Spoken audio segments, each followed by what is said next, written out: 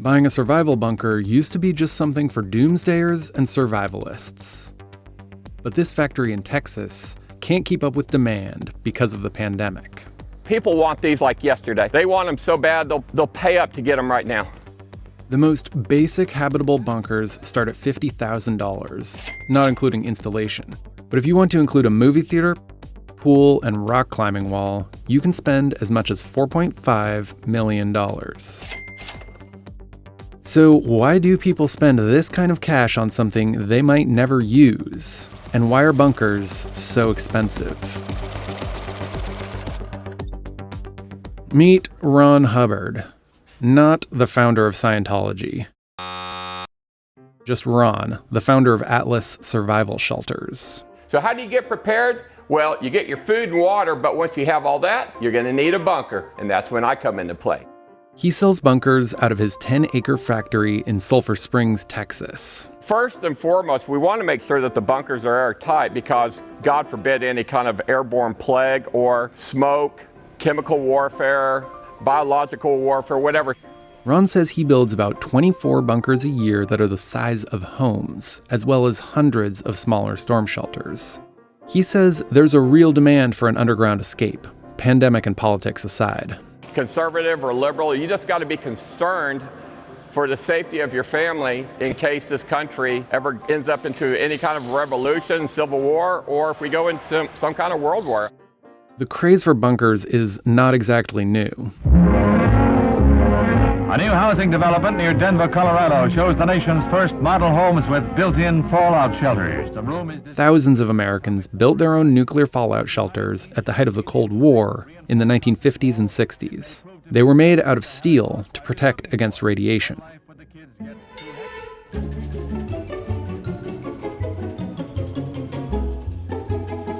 Larry Hall converted a Cold War nuclear missile silo in central Kansas into a 15-story inverted skyscraper.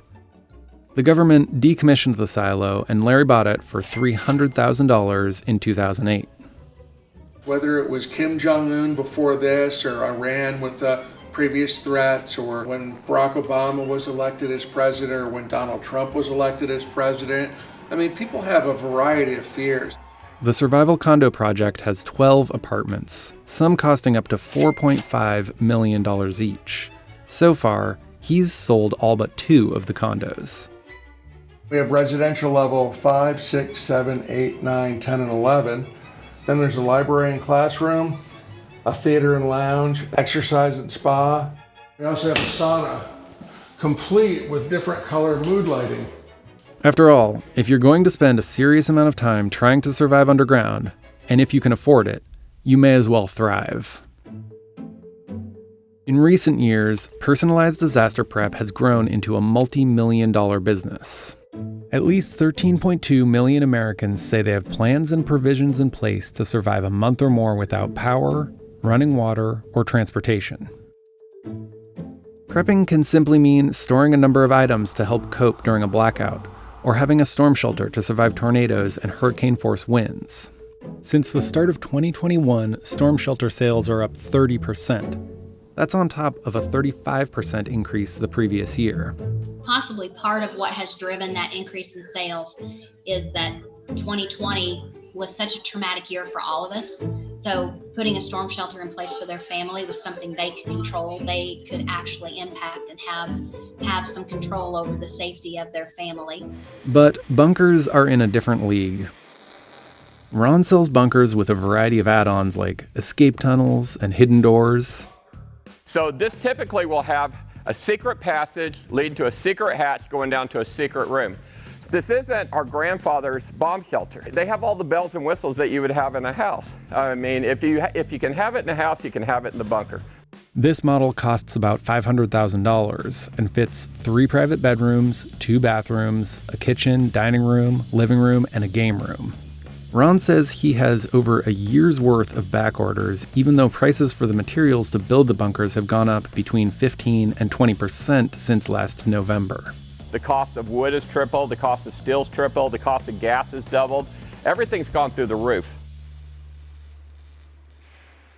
Some people decide to build their own shelters.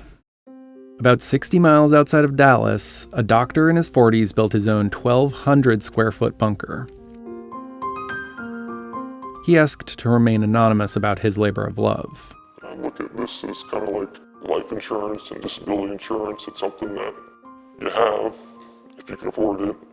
So far, he's spent around $100,000 on the bunker that sits underneath his home and has yet to actually use.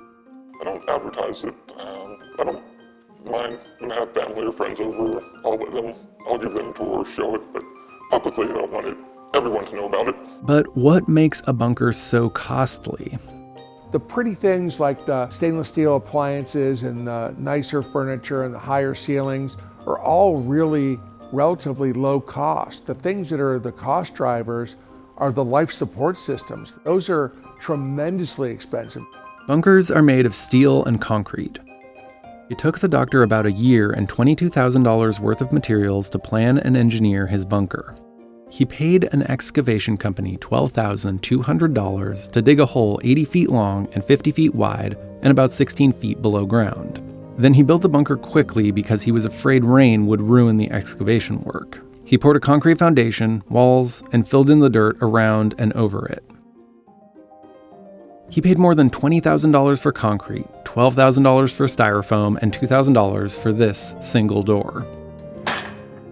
He said he'll invest another $30,000 to build out a kitchen and other rooms. Of course, he's already stocked the bunker with $30,000 worth of guns and ammunition. Pandemic fears are likely to stay strong for years after it's over, and the truth is, there's always something to fear. Nobody knows what the future has, so the attitude is it's better to have it, not need it, than to need it, not have it.